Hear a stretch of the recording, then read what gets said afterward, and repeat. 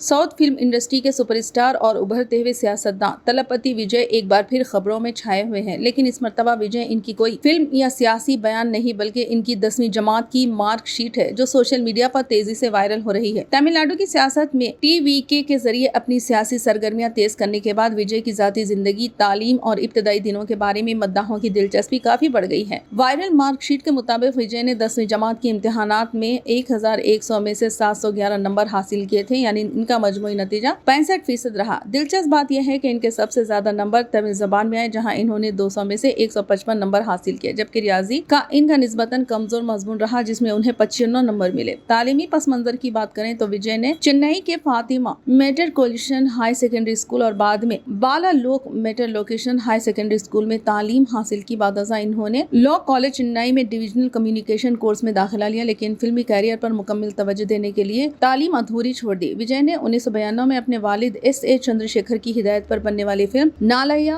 थिरुपुरी से बतौर हीरो फिल्मी दुनिया में कदम रखा था और फिर कई ब्लॉकबस्टर फिल्मों के जरिए भारत भर में बेपनाह मकबूलियत हासिल की। अब विजय सियासत में मुकम्मल तौर पर सरगर्म होने जा रहे हैं, जबकि इनकी आखिरी फिल्म जना नागेन होगी, जिसमें पूजा हेगड़े और बॉबी देओल भी अहम किरदार अदा कर रहे हैं। मजीद दिलचस्प न्यूज अपडेट्स के लिए TVN 99 उर्दू न्यूज चैनल को फॉलो करें, शेयर करें और वीडियो को लाइक करें।